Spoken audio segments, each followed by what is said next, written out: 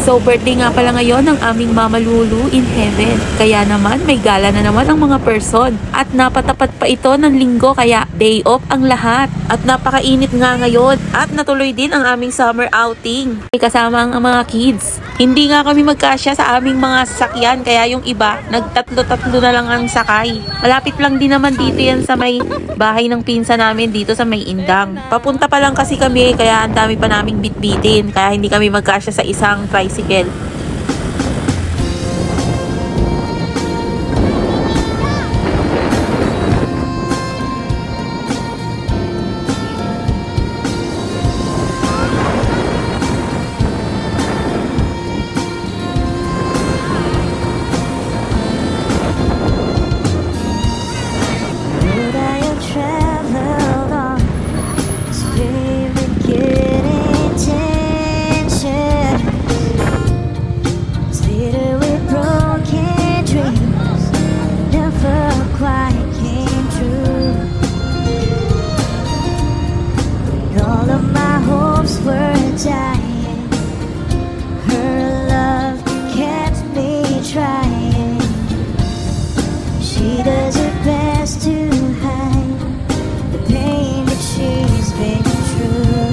At naligaw pa nga kami niyan, guys. Kasi hindi na matandaan yung daan sa Tagalba naman na hindi na kami nakapunta dito.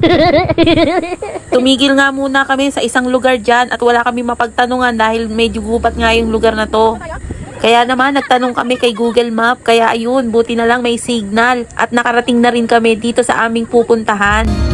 When she cries at night and she doesn't think that At pagdating nga namin dito sa Villa Pulido Forest and Resort ay masusubok kang talaga dahil pagbaba pa lang ay manginginig na lahat ng mga tuhod mo. Char. Hindi. Pero guys, pagbaba mo pa lang dito makikita mo yung ganda ng lugar. At saka yung running water niya talagang napakalinis pa rin. Hindi nagbabago kahit noon ganyan na. Pero syempre mas maganda nung bagong gawa pa to. Madalas kasi kami dati dito nung mga kabataan namin dahil yung may-ari nito ay hindi naman iba sa amin.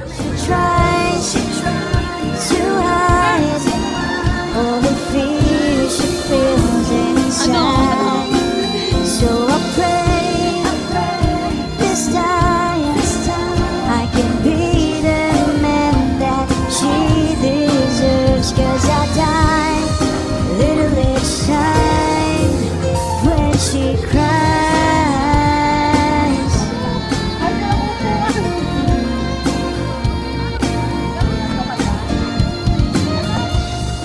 Pagbaba nga namin dyan ay naghanap agad kami ng aming mapepwestuhan. Pero dahil linggo, ang daming naliligo ngayon. Punong-puno talaga lahat ng cottages nila dito. Dahil nga sulit ang paliligo nila dito, kaya binabalik-balikan tong lugar na to. Lalo na yung ganda ng tubig at saka yung malamig na klima dito. Tsaka syempre guys, dito kasi nakataklob ng mga puno yung swimming pool so hindi siya mainit. Tamang-tama sa mga taong gustong magpalamig ngayong summertime. At nung nakahanap na nga kami ng pwesto ay naglatag na kami dyan ng lamesa at inilagay na namin ang aming mga pagkain at nagsimula na rin kaming mag-ihaw guys. At ang aming ibang mga kids ay naglublob na talaga dyan sa pool dahil sobrang init nga ngayon. Ayan, ine-enjoy nila yung lamig ng tubig sa ilog. She's always been there for me. Never I'll fall in. Nobody else believes she'll be there by my side. I don't know how she takes it. Just once I like to make it. There'll be tears of joy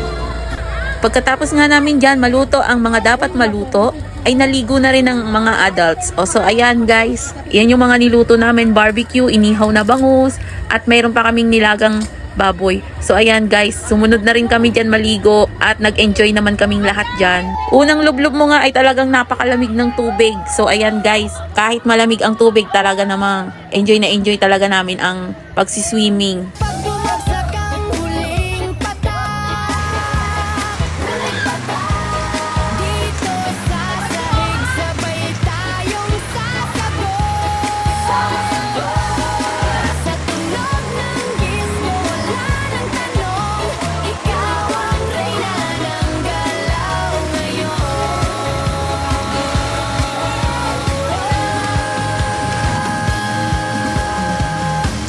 Hawak mo ang beat, hawak mo ang gabi, sa bawat galaw mo ako'y nabibiha. Hawak mo ang beat, huwag mong bibitawan, hanggang sa huling tugtog ng sayawan. So ayan guys, at medyo makulimlim na at umulan pa nga dyan guys, pero ayan, konti na lang yung mga natirang tao dyan.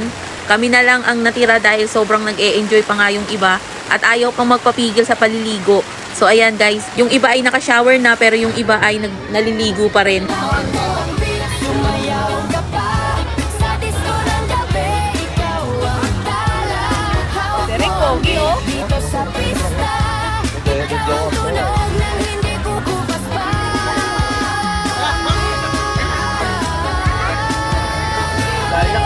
O dali, ang ganda oh! So ayan guys, salamat nga pala sa panonood. Dito ko na lang tatapusin ang video ito. Thanks for watching!